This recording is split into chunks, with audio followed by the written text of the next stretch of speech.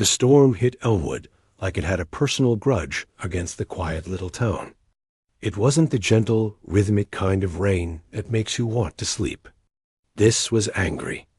Wind howled around the corners of houses, making the old trees dance in a scary, creaking way. Rain slammed against windows so hard it sounded like someone was throwing fistfuls of gravel. Inside a cozy, yellow house on Maple Street, a little girl stood at her bedroom window, her nose almost touching the cool glass. Her name was Lily, and she was 8 years old. She had been watching the storm's light show for a while, counting the seconds between the flash of lightning and the boom of thunder. But then her attention was caught by something else. Under the flickering, sickly glow of the streetlight right across from her house, she saw two shapes dotted first. They were just dark lumps against the wet pavement. But as another bolt of lightning lit up the whole sky for a second, she saw them clearly. They were dogs. Big ones. They were pressed so close together, they looked like one single shivering creature. Their heads were down, tails tucked tightly underneath them. As the rain poured over their backs, Lily's heart gave a little squeeze. She loved animals more than anything, but her mom had always said they couldn't have a pet. Her mom had bad allergies, and their house was a strict no-pet zone. Lily turned from the window and padded quietly down the hall to the living room. Her mom was there, but she was deep in a serious-looking work call on her laptop, her forehead wrinkled in concentration. She pointed to the kitchen, silently telling Lily to go get a snack, but Lily wasn't thinking about snacks. She was thinking about those two soggy shapes in the storm. She tiptoed into the kitchen and peered into the fridge. There, wrapped up, was last night's roast chicken. She looked at the chicken, then back towards the front of the house where her mom was still talking in a low, serious voice. She made a decision. Moving quickly and quietly, she pulled on her bright red raincoat and her big, clunky blue boots. She grabbed the bag of chicken, then snuck to the back door, which led out to the kitchen garden. It creaked a little when she opened it, and she froze, listening. Her mom's voice droned on. The storm swallowed the sound of the creak. Lily slipped out into the wet, wild night. The rain immediately stung her face, and the wind tried to steal her hood. She struggled with a big umbrella, finally getting it open, and marched across the slick grass towards the front street. As she got closer, the dogs lifted their heads. One was a German shepherd, with fur plastered dark against its body. The other was a Rottweiler, just as big and just as wet. They watched her, their eyes wide and uncertain. "Hi there," Lily said, her voice almost lost in the wind. She held out a piece of chicken. "You look really cold." The shepherd was the first to slowly, cautiously, creep forward. It didn't jump or bark. It just gently took the chicken from her fingers, its nose cold and wet against her skin. The Rottweiler followed, just as polite. Lily petted their wet heads, feeling them shiver under her touch. They weren't scary at all. They just seemed sad and lost. "You can't stay out here," she said to them, as if they could understand. She looked back at her house. She knew the rule. No pets. Not in the house. But then she remembered the garage. The garage was always a mess, full of old bikes and boxes of forgotten things, but it was dry. It was warm compared to this icy rain. "Come on," she said, turning around. To her surprise, the two dogs stood up and followed her, staying close to her legs, as if she was their shield against the storm. She led them around the side of the house, through the gate, and to the big garage door. It was too heavy for her to lift, but there was a small side door. It squealed loudly when she pushed it open. Inside, it was dark and smelled of oil and old grass clippings. Lily flicked on the light, a single bare bulb that made long, strange shadows. The dogs followed her in, water dripping from their fur onto the concrete floor. Lily worked fast. She dragged over an old, flattened cardboard box. Then she found a stack of old moving blankets her mom kept meaning to throw away. She made a thick, messy nest in a corner near some old garden chairs. It wasn't pretty, but it looked soft and, most importantly, dry. She filled a big plastic bowl with water from the sink in the corner. She put the rest of the roast chicken on another plate. The dogs didn't go crazy for it. They just walked over to the blankets, gave themselves a whole body shake that sent water flying everywhere, and then curled up together on the bedding. They sighed deep, heavy sighs as they lay down. The Rottweiler rested its big head on the shepherd's back. Lily knelt beside them for a minute, stroking their damp fur. "You'll be safe here," she whispered. "Just for the night." She gave them each one last pat, then stood up. "Good night, doggies." She turned off the light and slipped out the squeaky door, latching it carefully behind her. The storm was still raging, but she felt a warm glow inside her. She had a secret. A good secret. She sneaked back into the house, her boots leaving wet footprints. Her mom was just ending her call.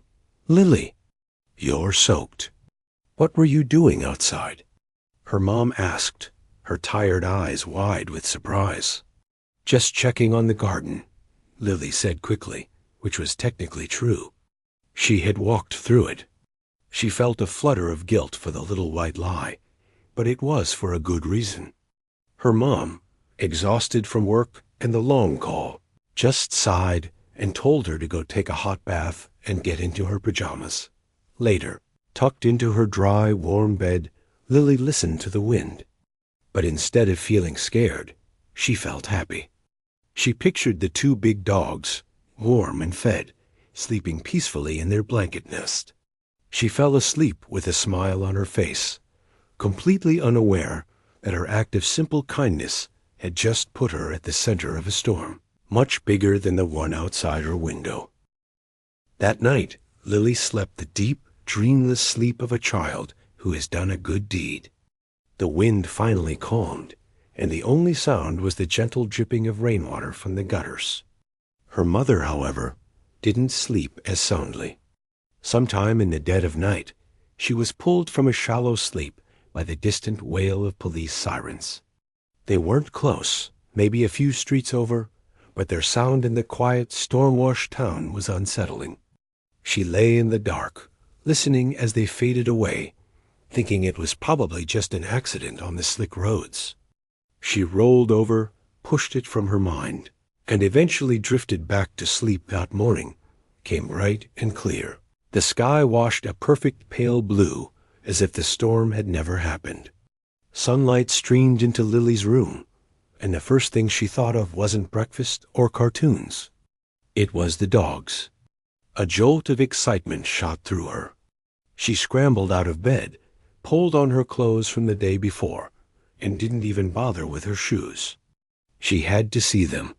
She crept past the kitchen, where her mom was starting the coffee maker, its low gurgle filling the quiet house. "Just going to check for branches in the yard." Lily called out, her voice a little too high. Before her mom could answer, she was out the back door, her bare feet slapping on the cool, wet patio stones. The grass was soaked, and the cold dew made her toes curl, but she didn't care. She hurried to the garage's side door, her heart beating fast with happy anticipation. The door gave its familiar, loud squeak as she pushed it open. The smell of wet dog and old blankets hit her first. "Good morning." She sang out into the dim garage. Two pairs of alert, intelligent eyes turned to look at her from the blanket nest. The dogs stood up, stretching and wagging their tails slowly. In the soft morning light filtering through a dusty window, Lily could see them properly for the first time. And something felt different. Last night, they had been pitiful, shivering lumps.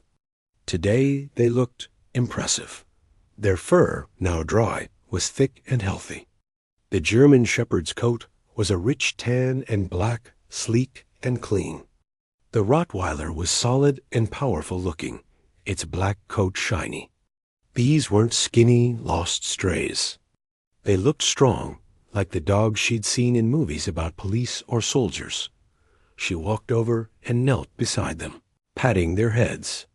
They nuzzled her hands, still gentle, still friendly. But as she scratched behind the shepherd's ear, her fingers brushed against its collar. She looked closer. Both dogs wore the same kind of collar. They were wide, made of a strong black material, and looked very new. There were no jingling tags.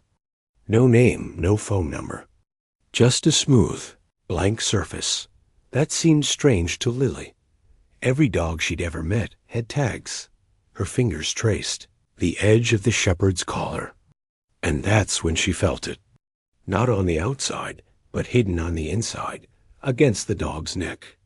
There was a small, rectangular bump stitched right into the lining of the collar. It felt hard and flat, like a little plastic box or a thick piece of cardboard. She tried to feel the Rottweiler's collar. It had the exact same hard little rectangle in the exact same spot. A little flicker of confusion went through her. What was that? A secret pocket? Why would a dog's collar have a secret? The shepherd, sensing her attention, licked her cheek, bringing her back to the moment. She giggled and forgot about the bump for a second. "You're such good doggies," she whispered, hugging them both. "I wish I could keep you." Just then, the sound of a car engine broke the morning quiet. It wasn't the usual sound of Mr. Johnson's truck next door. This was a smoother, quieter sound. Then there was another. And another. Lily stood up and walked to the garage's dusty window that looked out towards the front of her house. She wiped a clean spot on the glass with her sleeve and peered out. What she saw made her stomach drop. Slowly, silently, like big, sleek sharks, 3 police cars were rolling up her driveway and parking on the street right in front of her house. Their lights were off, and they made no sound. Doors opened, and police officers stepped out. They weren't walking up to the door like they did when they did school visits. They were moving carefully, staying behind their car doors, their faces serious. One officer was talking quietly into the radio on his shoulder. Another one, a woman with her hair in a tight bun, was looking straight at Lily's house, her hand resting on her belt. Then, a plain, dark SUV pulled up right behind the police cars. A man in a jacket and tie got out, talking quickly to the female officer. Lily's breath caught in her throat. Her bare feet felt frozen to the concrete floor. Why were they here? What was happening? All the happy, warm feelings from the morning vanished, replaced by a cold, fuzzy fear she didn't understand. She looked back at the 2 dogs, who were now standing alert, their ears pricked forward, watching her. They didn't bark. They just waited. In that moment, the little garage felt like the quietest, most noticeable place in the whole world. Inside the house, Lily's mother was pouring a cup of coffee, the steam warming her face. She was thinking about the strange sirens last night and hoping the storm hadn't caused too much trouble in town. The morning was so peaceful now. She took a sip and turned to look out the kitchen window over the sink, expecting to see her daughter chasing a squirrel or looking at a puddle. What she saw made the coffee cup freeze halfway to her mouth. Police officer was standing behind the open door of his cruiser, parked right on her lawn. His eyes were scanning the front of her house. Another officer was positioned near the big oak tree. Her heart gave a horrible, heavy thud. Instinct, a deep and sudden fear for her child, took over. The cup clattered into the sink, coffee splashing everywhere, but she didn't even notice. "Lily!" She yelled, her voice sharp with panic. She ran from the kitchen, through the living room, her socks slipping on the wooden floor. Where was her little girl? She had just been here a second ago. Had she gone outside? Were the police here because of something that happened outside? Just as she reached the front door, a loud, crackling voice cut through the quiet morning. It came from a loudspeaker. It was a woman's voice, calm but firm, and it had a strange, echoing quality that made it sound even more serious. This is the Elmwood Police. We need the occupants of the house to step outside onto the porch. Please come out with your hands visible. The words hands visible sent a new cold shock through Lily's mother. This wasn't a friendly visit. This was something bad. Something dangerous. Were they looking for someone? Did they think someone was in her house? Her mind was racing, a blur of terrible ideas. All she knew for sure was that her daughter was somewhere, maybe scared, and she had to get to her. She yanked the front door open and stepped out onto the small wooden porch. The morning air was cool, but she didn't feel it. She held her empty hands up just a little to show she wasn't holding anything. Her whole body was trembling. "It's just us," she called out, her voice sounding thin and scared against the loudspeaker's echo. "It's just me and my daughter. Please, what's happening?" Across the lawn, the female officer with the tight bun lowered the loudspeaker. She was the one in charge. Her name was Detective Reyes, but Lily's mother didn't know that. The detective took a few careful steps forward, her eyes never leaving the woman on the porch. "Ma'am, are you alone in the house?" Detective Reyes asked, her voice now normal, but carrying clearly in the still air. "My daughter is here somewhere," Lily's mother said, her eyes darting back towards the door. "She's just a little girl. She's 8. Please, you're scaring us. We need you both to come out here, ma'am," the detective said. Her tone was not unkind, but it left no room for argument. "For your safety. We have reason to believe you are currently harboring 2 highly trained police dogs. They were stolen last night from a county transport." "Police dogs? Stolen?" The words didn't make any sense. Lily's mother shook her head, completely confused. "Dogs? No, we don't have any dogs. We don't have any pets. I'm allergic. You have the wrong house." Just then, a small figure appeared in the doorway behind her. It was Lily. Her face was pale, and her eyes were huge and filled with tears. She had heard everything. The word "stolen" echoed in her ears. She had taken the dogs. Was she in trouble? Were the police here to take her away? She burst out from behind her mother, the fear and guilt bubbling over. "I'm sorry, Mommy," she sobbed, wrapping her arms around her mother's waist and hiding her face. "I didn't steal them. I promise. They were so cold and wet in the rain. I just gave them some chicken and let them sleep in the garage. I didn't know they were stolen." The confession tumbled out in a rush of tears. Lily's mother looked down at her daughter, then back at the detective, her own fear now mixed with a dawning understanding. The storm. The dogs Lily mentioned seeing. Her trip to the garage this morning. It was all clicking together in the worst possible way. Detective Reyes's posture changed slightly. She saw the genuine terror on the little girl's face, the sheer innocence of the confession. This wasn't the face of a thief. She held up a hand to the other officers, a signal to hold their positions. "It's okay," Detective Reyes said, her voice softening just a fraction. She took a few more steps closer, now at the foot of the porch steps. She looked at the little girl. "You say they're in the garage?" Lily just nodded, her face still buried in her mother's shirt. "What are their names?" The detective asked gently. Lily peeked out. I don't know. They don't have tags." Detective Reyes nodded slowly. She looked at Lily's mother. "Ma'am, those dogs are named Cato and Rex. They aren't just patrol dogs. They are a very special team, trained for one job, finding hidden money. Last night, during the storm, the van they were in was hit. It was a targeted robbery.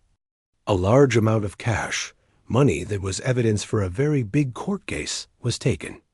The thieves took the dogs too, probably because their training could lead them right to the money if it was hidden somewhere.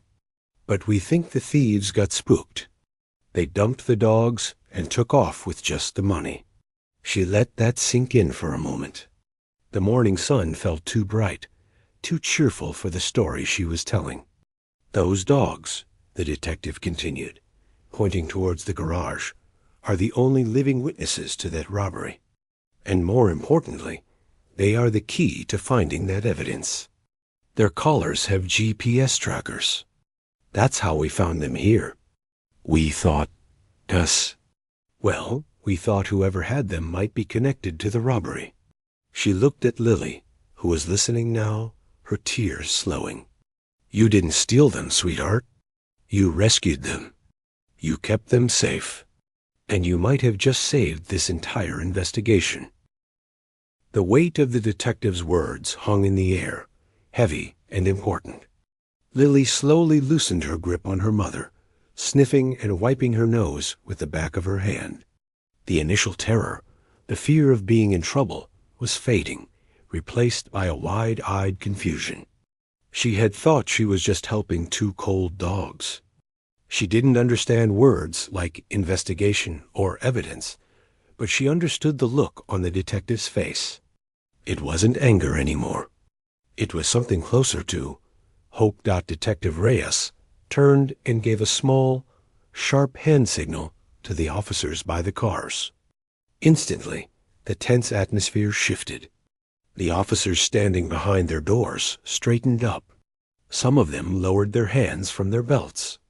The man in the jacket and tie from the SUV started walking towards the porch, holding a small electronic device that looked like a fancy phone. Can you show us where they are, honey? Detective Reyes asked Lily. Her voice was calm now, almost gentle. Lily nodded, still clinging to her mother's hand.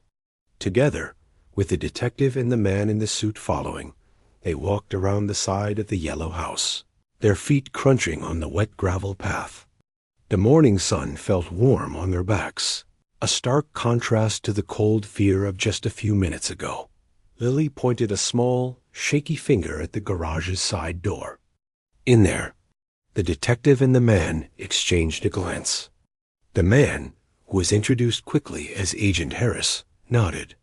Detective Reyes approached the door. She didn't just push it open. She knocked on it firmly, 3 times. Cato. Rex, it's Detective Reyes. Ready to work? She called out, her voice clear and commanding. From inside, there was an immediate response. Not barking, but a quick, sharp whine and the sound of scrambling paws on concrete. It was the sound of dogs hearing a familiar, trusted voice. Detective Reyes pushed the squeaky door open. The 2 dogs were standing at attention right inside, their tails waving in slow, steady arcs. They looked at the detective, then at Lily, as if unsure which person to go to. Good boys, Detective Reyes said, her professional mask slipping for a second to show real relief. She walked in and gave each dog a firm, affectionate pat on the side. They nudged her hand, their whole bodies wiggling now. She quickly checked their collars, her fingers finding the same hard bumps Lily had felt. She gave Agent Harris a nod. The samples are intact. Agent Harris let out a breath he seemed to have been holding. Thank goodness. Lily and her mother watched from the doorway. The little girl felt a strange mix of pride and sadness. She was proud the dogs were safe and that she had helped, but she was also sad because she could see now, clearly, that they weren't her dogs. They had a whole other life, a job, and people who knew them. What's in their collars? Lily asked, her small voice cutting through the grown-up tension. Detective Reyes looked at her. She knelt down so she was closer to Lily's height. She pointed to the hard rectangle stitched inside the German Shepherd's collar. This is a very important smell, Lily. It's a special cloth that was rubbed on all that missing money before it was packed up. Only Cato and Rex have been trained to find this exact smell. No other dog in the state can do it. It's like their superpower. The bad men took the money, but they couldn't take the dogs' noses. This little piece of cloth is the map. And these two, she said, scratching the Rottweiler's head, are the only ones who can read it. Agent Harris was busy on his device. GPS data shows they were stationary here all night. Good. That means they didn't lead the thieves here. The trail from the robbery site went cold about 2 miles away, near the old river road. That's probably where they were let out of the vehicle. Detective Reyes stood up. We need to get them back to the last known location. See if they can pick up the scent from where they were dumped. It's our best shot. She clipped 2 long, thin leashes onto the dogs' collars. Cato and Rex immediately became all business. The friendly, gentle animals from the blanket nest were gone. Now they stood poised, alert, their muscles tense, waiting for a command. It was amazing to see the change dot as Detective Reyes led them out of the garage. The dogs walked right past Lily. But then the German shepherd, Cato, stopped. He turned his big head. He looked at the little girl in the red raincoat who had fed him chicken in a storm. He trotted back to her, just 1 step, and licked her hand once, a quick, warm thank you. Then he turned and followed the detective, his focus forward. Lily watched them go. The police cars started their engines, this time with a normal, everyday sound. The officers got in. Detective Reyes and the 2 dogs got into the back of the SUV with Agent Harris. As the SUV backed out of the driveway, Lily raised her hand for a tiny wave. She wasn't sure if the detective saw her, but she thought maybe Cato did. The vehicles drove off, leaving the quiet street looking just as it always did. The sun was higher now, drying the last puddles from the storm. But for Lily and her mother, standing together in their suddenly very empty-looking driveway, nothing felt the same. The adventure was over, but the story, they both somehow knew, wasn't finished yet.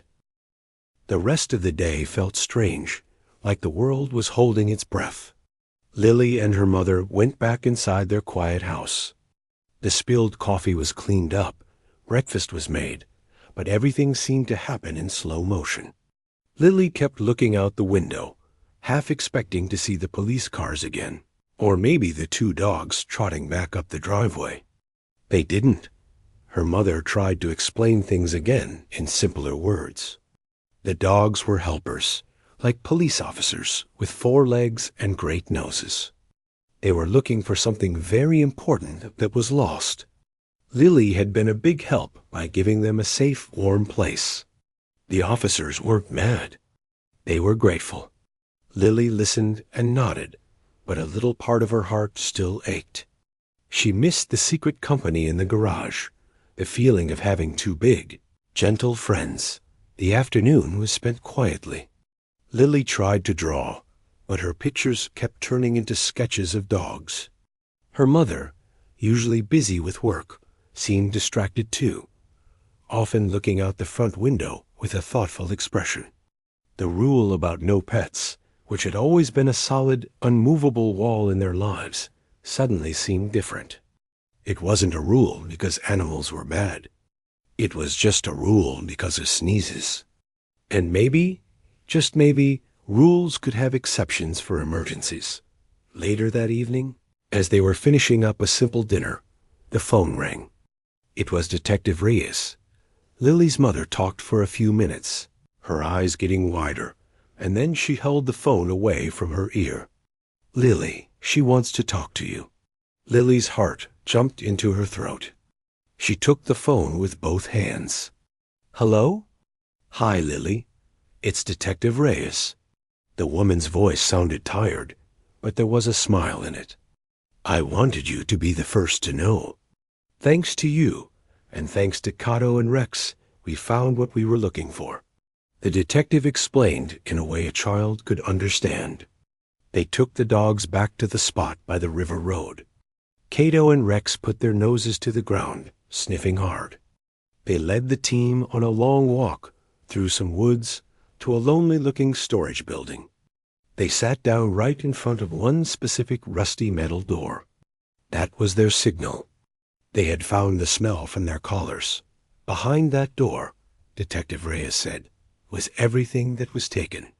Because of you, Lily, because you were so kind and kept them safe, 2 very bad men are in a lot of trouble, and something very important is back where it belongs. Lily didn't know what to say. A big, warm feeling swelled in her chest, pushing out the last bits of sadness. "Are Cato and Rex okay?" she asked softly. "They are perfect," the detective said. "They're heroes, just like you. They're having a very big dinner and lots of extra belly rubs tonight." The next day, something special happened. A regular mail truck pulled up, not a police car. The mail carrier handed Lily's mother a large, flat envelope. It was addressed to Lily and family. Inside was an official-looking certificate with a gold seal. It had fancy writing that said, "Certificate of Appreciation from the County Sheriff's Department." Underneath, it was written in clearer letters, "In grateful recognition of your compassion and assistance, which directly contributed to the success of a major investigation." At the bottom, someone had written by hand, "Thank you for keeping our canine partner safe. Detective Reyes and the team." Taped to the back of the certificate were 2 small, shiny badges, the kind that look like real police badges but are made of plastic. One had a picture of a German Shepherd on it. The other had a Rottweiler. Lily held the certificate carefully, like it was made of glass. She traced the words with her finger. She didn't understand them all, but she understood what they meant. She had helped, but there was one more thing in the envelope. A smaller folded note. Lily's mother opened it and read it aloud. It was from Detective Reyes. It said that while they could never replace real dogs, and knowing the family situation, the K-9 unit wanted to send some friends who wouldn't make anyone sneeze. Just as Lily finished reading the note, the doorbell rang. On the front step was a large, wrapped package. Lily tore the paper off. Inside were 2 of the biggest, plushest stuffed dogs she had ever seen.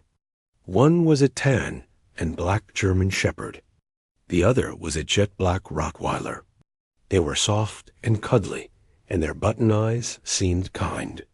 Tucked between them was a brand-new red dog leash. Lily hugged them both tightly, burying her face in their soft fur. They smelled like nothing but new toys. They would never need to go out in the rain, but they would always remind her of the night she wasn't afraid to be kind.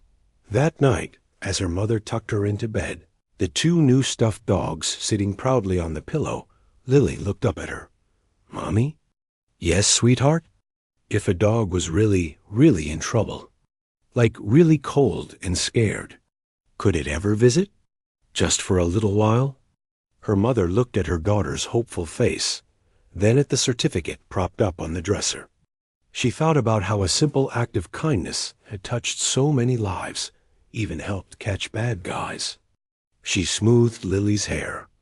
"You know," her mother said softly, "I think for a true emergency, we could probably make an exception. Just for a little while." Lily smiled, a happy, peaceful smile. She rolled over and hugged her stuffed German Shepherd. Outside, the night was clear and calm, no storms in sight. But if one ever came, Lily knew exactly what she would do.